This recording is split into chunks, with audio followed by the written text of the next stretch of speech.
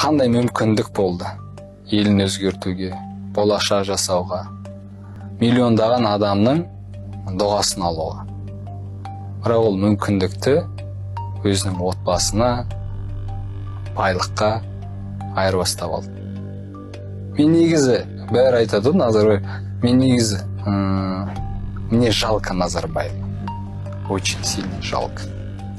Өйткені ода барлығы болды. Ол қазір қаншада 5-10 жыл қалды ма, ол байлығын құрта алмайды. Халқы қаңтарда көрсетті 30 жыл бойы оның істеген ісін. Қаңтарда шал кет деген соған арналған. Тоқаевқа емес, басқа билік өкілі. Сол Назарбаев пен оның отбасының, оның системасына арналған.